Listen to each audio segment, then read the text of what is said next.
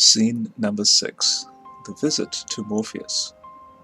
As Thomas ascends the stairs to meet Morpheus, we notice the black and white tile floor. A lost man must make a black and white choice when he faces God: light or darkness, truth or lies, faith or unbelief, Christ's love or God's wrath, salvation or damnation. There is no neutral ground, no gray. Just outside Morpheus's door, Trinity advises Thomas, be honest. He knows more than you can imagine. For this moment, Morpheus can represent God. Also note the imagery of lightning flashes as well as the cherubim faces on Morpheus's chair. In order to find truth, a man must be truthful with himself and God. The Lord remains near to all who call out to him, to everyone who calls out to him in truth. Psalm 145 verse 19. The man who hides his sin will not find truth. Salvation involves being transparent with God and being brutally honest about your condition. Morpheus tells Thomas, you have the look of a man who accepts what he sees because he is expecting to wake up. Ironically, this is not far from the truth. Being awake is a metaphor for being saved. Being asleep is a metaphor for being lost. Morpheus tells Thomas, let me tell you why you're here. You're here because you know something. What you know, you can't explain, but you feel it. You felt it your entire life, that there is something wrong with this world. You don't know what it is, but it's there, like a splinter in your mind driving you mad. A lost man nearing salvation has become aware of sin in himself and in the world. Morpheus prompts Thomas to verbalize his conviction. Do you know what I'm talking about? Asks Morpheus. The Matrix?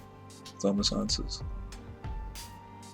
Morpheus confirms the existence of the Matrix and directly offers to show Thomas that it is everywhere.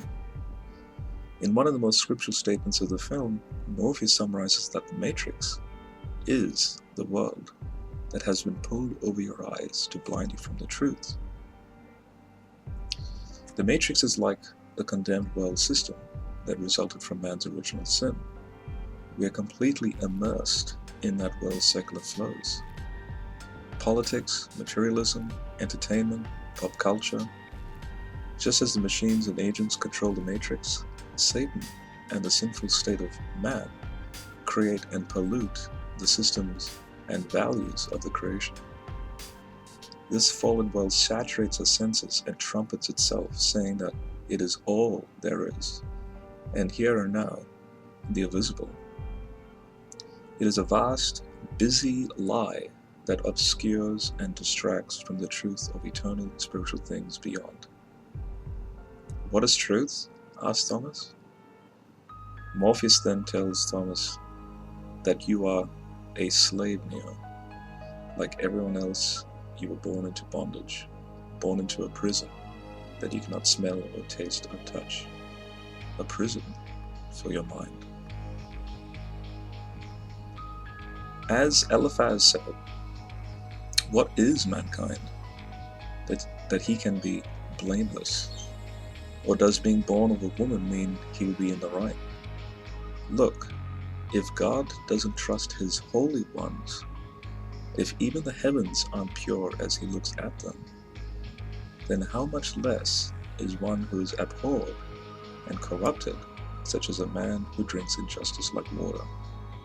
Job chapter 15 verses 14 to 16.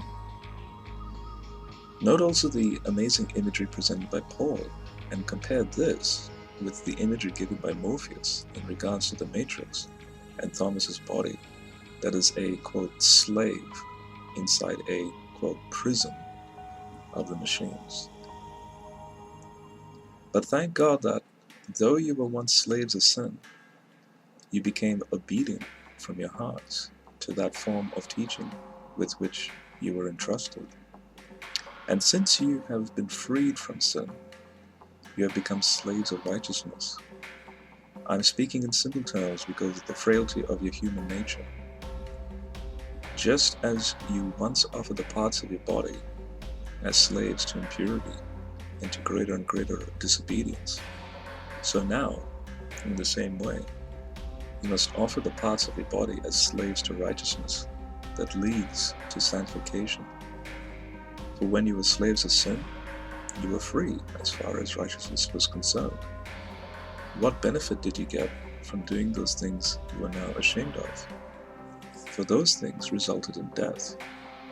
But now that you have been freed from sin and have become God's slaves, the benefit you reap is sanctification, and the result is eternal life. Morpheus introduces the final moment of truth. Unfortunately, no one can be told what the Matrix is. You have to see it for yourself. A saved person is a new creation in God, with a living, fresh spirit from God.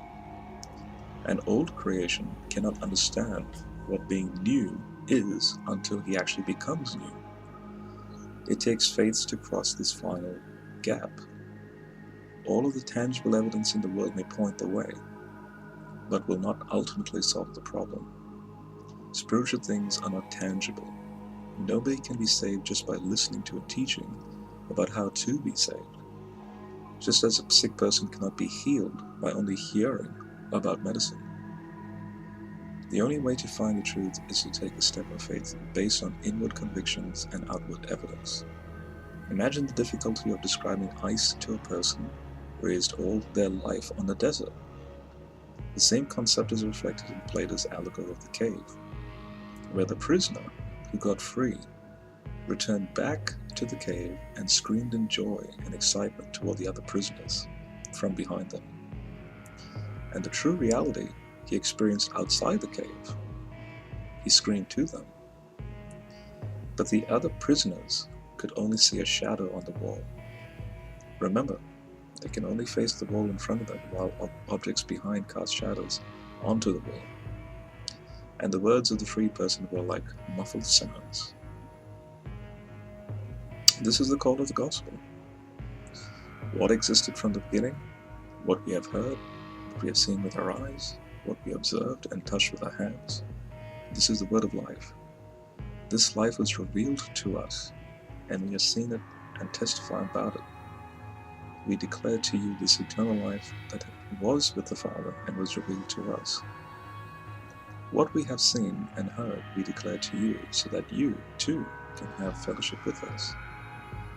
Now this fellowship of ours is with the Father and with His Son, Jesus, the Messiah. 1 John chapter 1, verses 1 to 3.